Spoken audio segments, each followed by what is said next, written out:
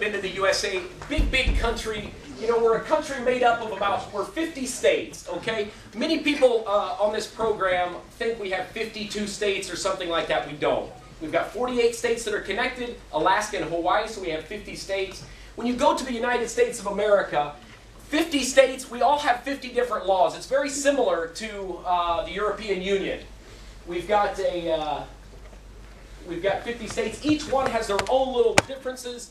When it comes to taxes, some of the taxes in some states have zero tax. Delaware, Montana, I believe, and Alaska, they don't have a state tax, but certain cities do have taxes. And some states, it usually goes between, I don't think we have a state that's over 9% on sales tax. Here in Serbia, you guys have what? I think it's a flat 20%. Is that correct? Yeah. You have a 20% tax in Serbia. The state of Illinois, I know it's 6.5%. So it's just very different, okay? So I apologize. Finally, here we go. The United States of America is very unique compared to the rest of the world. You're going to need to be prepared. Some of the biggest differences, and I wanted to highlight some of the most important things. One of the biggest, strangest differences here is the imperial system. And they say there's 3 countries in the world, supposedly Myanmar, used to be Burma, Liberia, and the United States of America were the only country in the world, those 3 that do not use the metric system. So when you get to the USA, you're going to hear a lot of different things. You're not going to hear kilograms and all that stuff. You're going to hear inches, feet, pounds, ounces, gallons, and miles.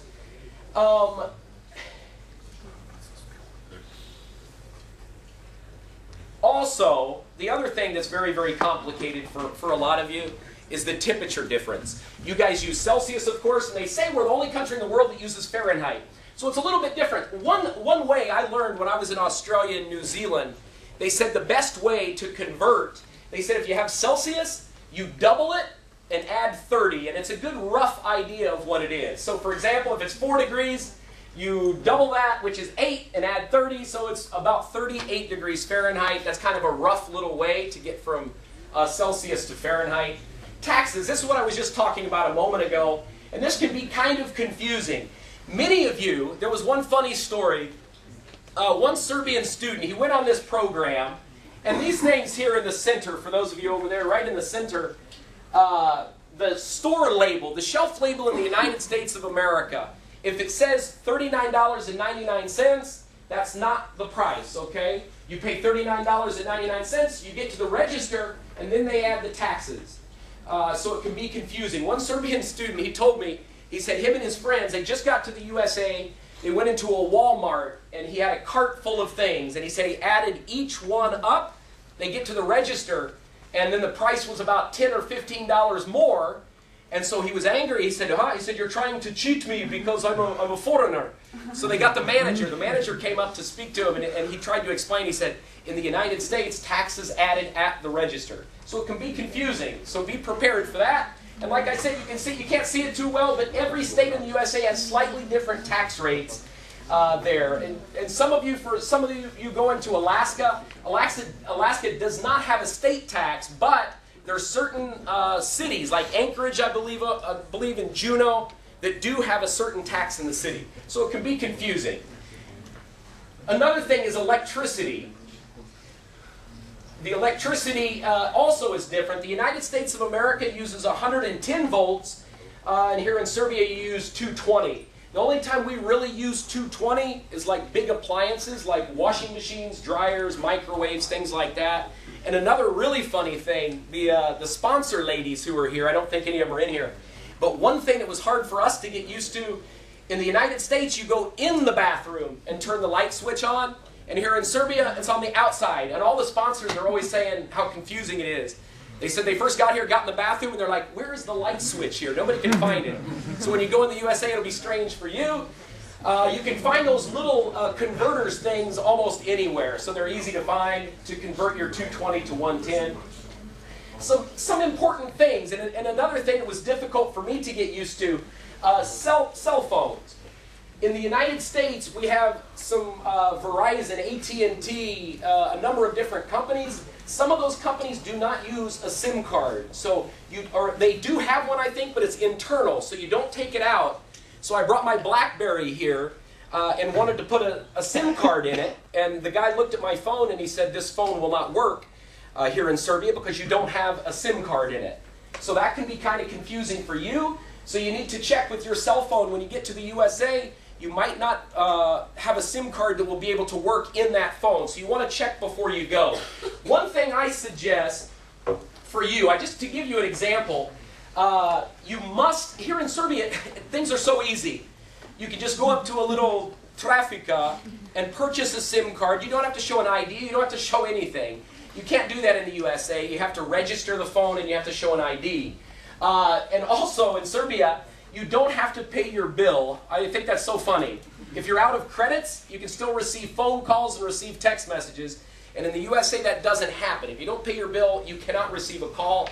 When you call somebody that hasn't paid, it will say, the customer you are trying to reach something is unavailable. So you can't get through, so make sure you pay your bills.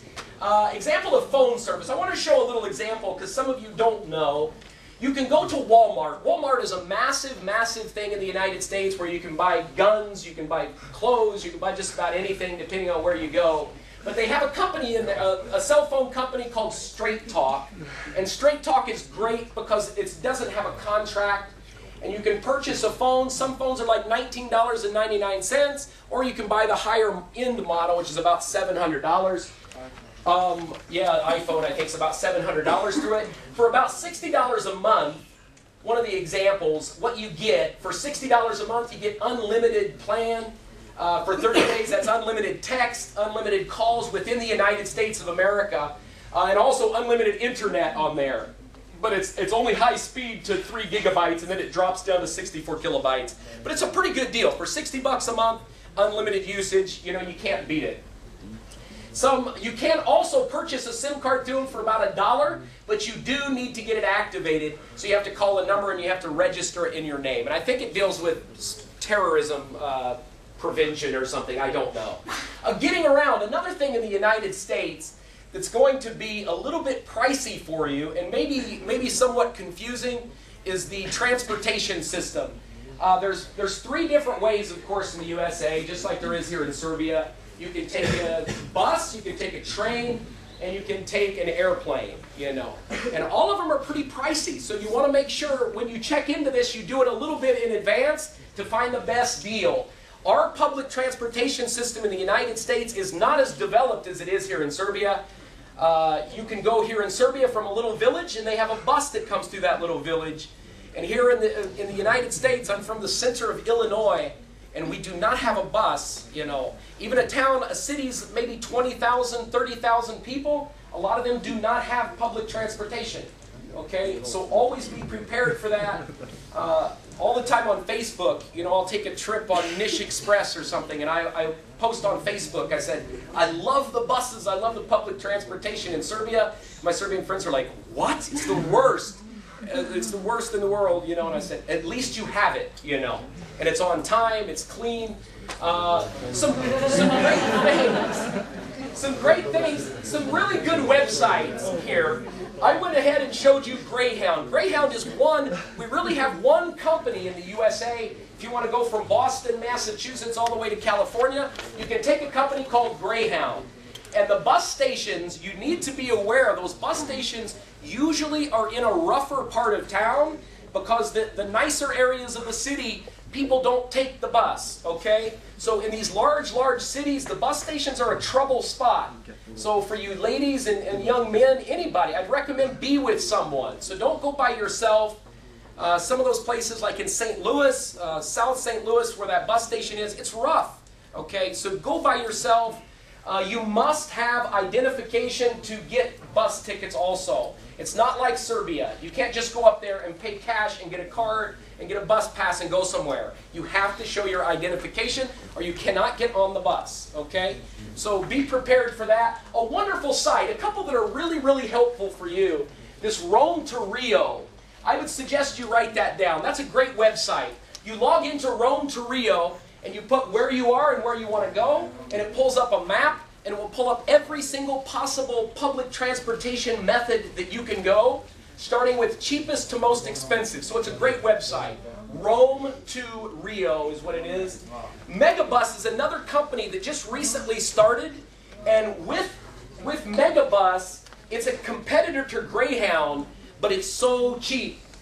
But you must have a debit card, and you must book the ticket online. They're in most major cities in the USA. So, for those of you Serbians that do not have a debit card, one thing you can do when you get to the USA, you go into the first Walmart or little convenience store, you can purchase a prepaid, I think, Green Dot account now. They're prepaid MasterCard, Visa cards, and you can add however much money you want them. You can purchase online, you can go to an ATM and take your money out. And to add money on that, you can do, I think, Western Union, MoneyGram, or take money into a certain convenience store. And that's something you need to do, because with Megabus, sometimes you can get a ticket for $1. Okay, it's very, very cheap. It's a great system. They're in most major cities in the United States of America. It's better than Greyhound, but you must book online. You can't just get on the bus, and you can't go to the bus station. They do not have a ticket counter. Okay? The same with Greyhound. I wanted to show you an example of travel in the USA. An example of Greyhound from Boston to Chicago. You'll notice, if you can see it, it's kind of blurry, but there's a major, major difference between price. USA is very different from you. You guys don't do a lot of online purchasing, but Americans do. And this will save you a ton of money if you pre-arrange your ticket. You see, from Boston to Chicago, it's 23 hours, I think is what that says. 23 hours and 40 minutes. It's a long way. It's $178 if you book it online. If you don't, koliko košta 233, whatever. It's a big, big difference. So always, when you get to the USA, get one of those prepaid debit cards. It's going to save you a ton of money, okay? Another example, Greyhound is probably the one most people use. Amtrak is our train, one of our only, and maybe, I don't know if there's a competitor to Amtrak, but Amtrak goes to most major cities in the USA, and it's a little better route to travel, in my opinion, than a bus. The stations, also, this is the same. You must have an identification, a photo ID, to purchase a ticket, and it's a lot cheaper if you purchase it online. And the track was $200, but the thing is, airfare, I did this last week, so this is well ahead of time. So the prices really, really fluctuate. So I really recommend, when you get to the USA, if you plan on traveling on your 5th month, going long distance, start checking your ticket prices quickly, because it can save you a lot of money.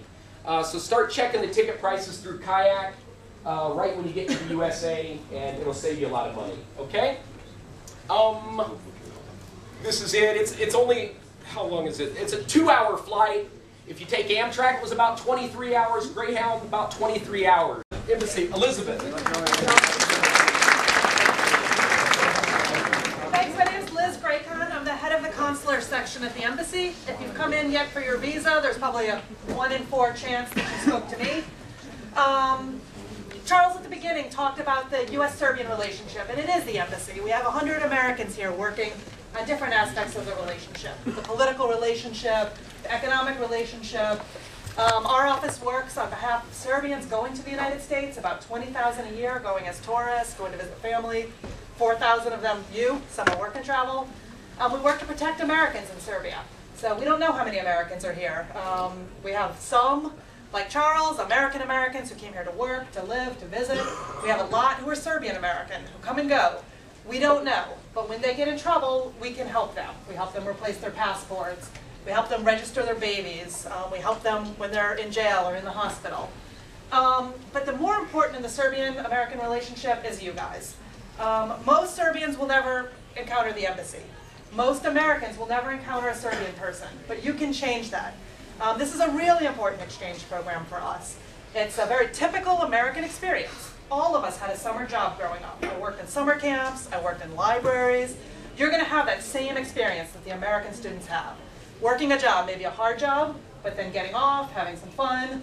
You're not going to get rich. You'll make enough money to live. You'll make enough money to do some of this traveling. So I think this is a great program.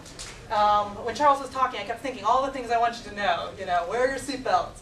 I want you to watch a really important video about bike safety right now. One more time. I've seen that video 3 times. I'm not going on summer work travel. But it is important. When you came in for your visa interviews, you all got fingerprinted. It's mostly for an immigration service. But when summer work travel students start getting arrested every year, we know, because it shows up on our computers. It's little things, stupid things, noises, having loud parties, drinking underage, some shoplifting stuff. It's little stuff, but it's serious. And it can affect your program. It can affect you traveling to the US again when you've got careers, when you've got families. You want to go on your honeymoon and someone says you can't go because you did something stupid when you were 22 years old. So think about those things. The other thing I'll say, I don't know what the rules are for health insurance in your program. Charles talked about the student who died 2 years ago, the student who was paralyzed. If it is optional for you to buy that insurance during your 30 days of travel, buy the insurance.